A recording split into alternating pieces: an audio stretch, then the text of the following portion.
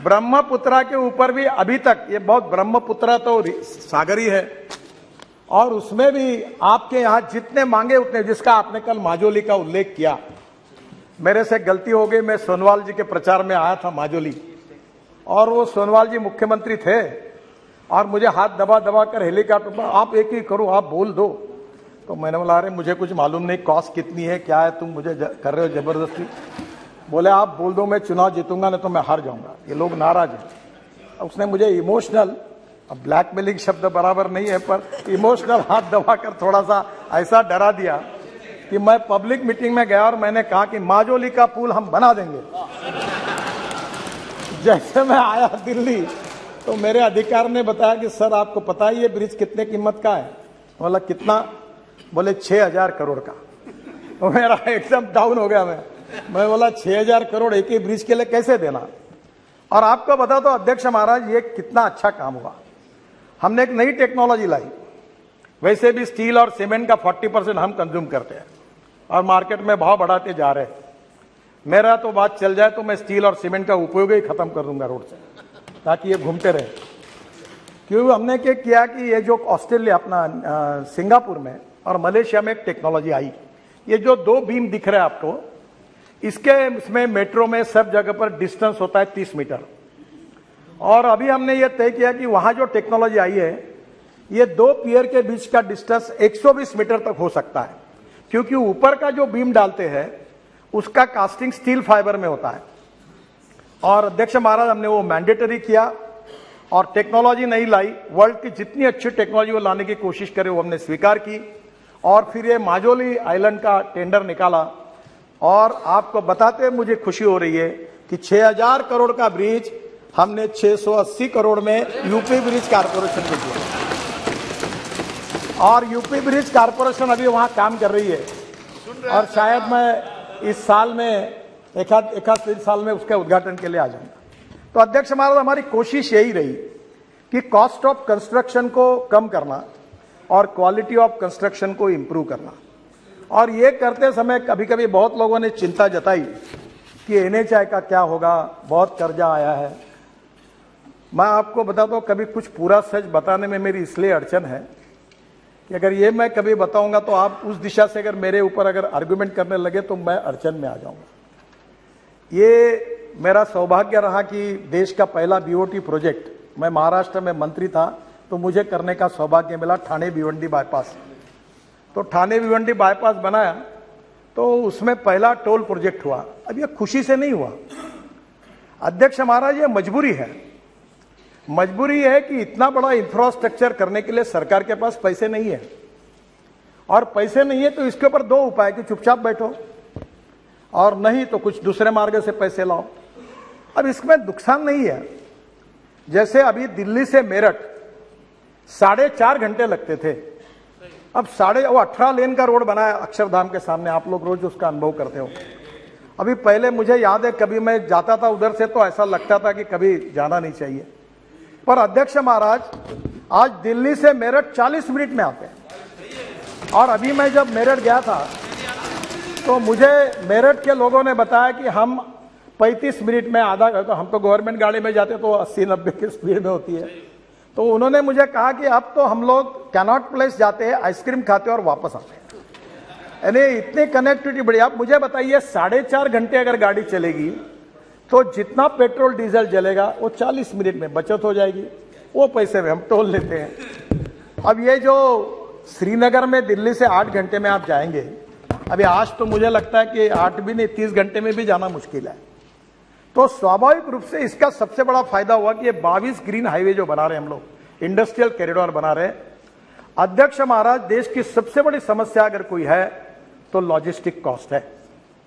और अभी हमारे यूक्रेन के रशिया की लड़ाई के कारण फिर क्रूड ऑयल के भाव बढ़ गए, हम अड़चन में आ गए और इसके कारण लगातार कॉस्ट बढ़ रही है। सब्जी महंगी हो रही, सब महंगा हो रहा है क्योंकि ट्रांसपोर्ट कॉस्ट बढ़ रही है।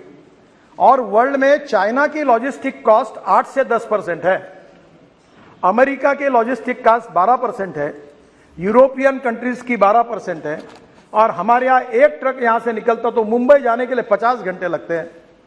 अब अध्यक्ष महाराज दिल्ली और मुंबई हाईवे बनने के बाद एक कार से 12 घंटे में जाएगा और ट्रक 22 घंटे में जाएगा। तो आधे से ज्यादा अगर समय बचेगा, मशीन कम होगी तो डीजल जो है वो भी कम होगा, तो लॉजिस्टिक कॉस्ट कम होगी। तो हम लोग जो पोर्ट कनेक्टिविटी जो हमने नोट्स निकाले हैं, वो गतिशक्ति में भी 800 नोट्स निकाले हैं। केवल डिस्ट्रिक्ट को 4 लेन से नहीं जोड़ रहे, पोर्ट्स को जोड़ रहे, इंडस्ट्रियल कॉरिडोर, इंडस्ट्रियल क्लस्टर को जोड़ रहे, फिशिंग के लिए जोड़ रहे, एग्रो प्रोसेसिंग इंडस्ट्री को जोड़ रहे। तो स्वाभाविक रूप से मैं विश्वास दिलाता हूं कि प्रधानमंत्री जी का जो आत्मनिर्भर भारत का सपना है वो पूरा करना होगा तो एक्सपोर्ट को बढ़ाना होगा, इंपोर्ट को कम करना होगा। एक्सपोर्ट को बढ़ाना होगा तो इंटरनेशनल मार्केट में हमको वायबल होना पड़ेगा, कॉम्पिटिटिव बनना होगा, और कॉम्पिटिटिव बनना होगा तो उसके लिए हमको लॉजिस्टिक कॉस्ट को कम करना होगा। और इसलिए ये जो रोड इंफ्रास्ट्रक्चर खड़ा हो रहा है, जिसका उल्लेख सम्मान्य सदस्यों ने किया था कि आज देश का 70% गुड्स ट्रैफिक रोड पर है और 90% पैसेंजर ट्रैफिक रोड पर है। पर मैं आपको विश्वास के साथ बताना चाहता हूं कि जो नए एनएच बन रहे, ग्रीन एक्सप्रेस हाईवे बन रहे, ग्रीन एक्सप्रेस हाईवे का मतलब यह है कि पुराने रोड को हमने छोड़ दिया। मेरे साथ एक तमिलनाडु का अच्छा लड़का काम करा, भी वर्ल्ड बैंक में बहुत होशियार था, मेरे स्टूडेंट था।